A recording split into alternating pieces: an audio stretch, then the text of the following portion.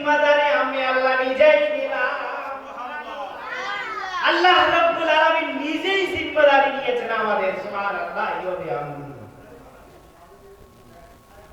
আল্লাহ রাব্বুল আলামিন জিম্মাদারি নিজেই মানুষ চলতে পারে না, সেটা কি?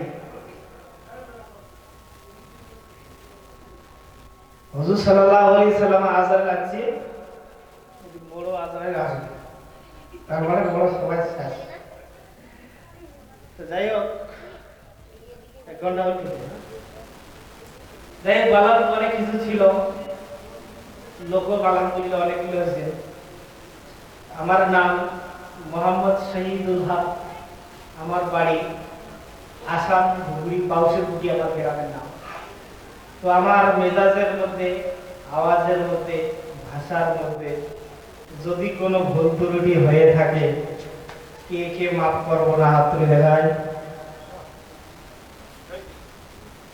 একজন মাফ না করলে চলবে না, সবাই মাফ করবো ইনশাআল্লাহ। সেখানে সভাপতি সাহেবের কাছে একটা অনুরোধ, খালি ওই একই জ্ঞান গজল করে ছাড়বে। কি হুজুর ব্যাপারে কি নাকি বলতে হবে? এই শেয়ারগুলো শুনে বলতো কাকে না শুনবো হাত তুলে দেখায়, সবাই শুনে তো মাশাআল্লাহ। বর্তমান জামানার মধ্যে শ্বশুরি আর বউয়ের ঝগড়া বল হয় না ভাই? হয় না ভাই? লেবু ভাই আছে না, এই অফিস গেছে, অফিস থেকে বাড়ি এসে দেখে বউয়ের মুখ পুলি টনটন আছে, রাগে ব্যাকুলি ব্যাপার মতো। তো স্বামী বলতেছেন, মিষ্টি বউ আমার, কেন দেখি মন খারাপ তোমার, মিষ্টি বল, মিষ্টি বউ আমার, কেন দেখি মন খারাপ তোমার,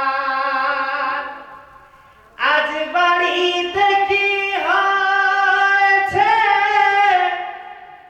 মা নাকি কিছু বলেছে, জলদি করে বলো আমায়, জলদি করে বলো আমায়, সহে না সে দেরি আর, মিষ্টি বউ আমার, কেন দেখি মন খারাপ তোমার।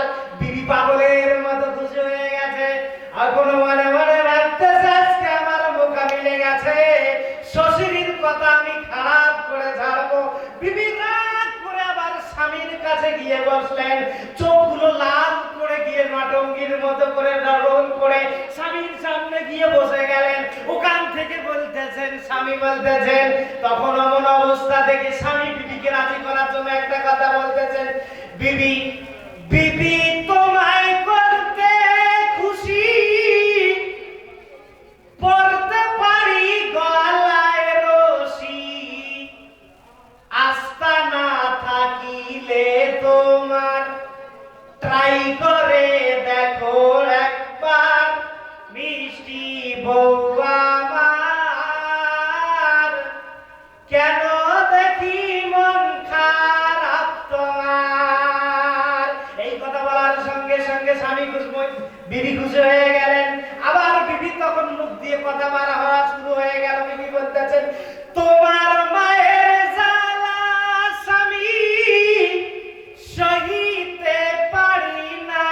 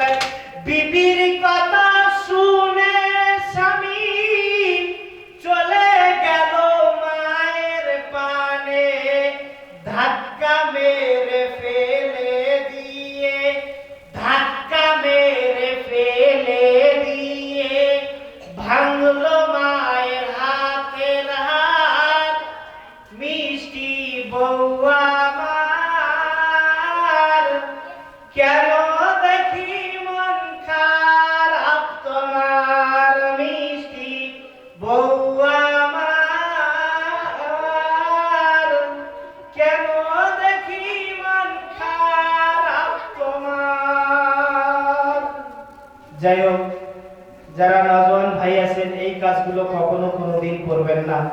আর যারা পর্দার নিশি মা বোনেরা খালারা পুকুরা ভাবিরা আছেন এই কাজগুলো স্বামীর দ্বারাই কেউ করাইবেন না, যদি করান তবে আপনাদের ঠিকানা জাহান্নাম হবে মা বোনেরা।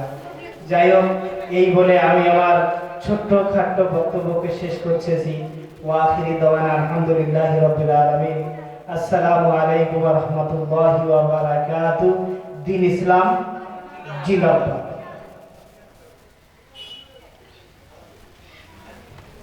হ্যালো,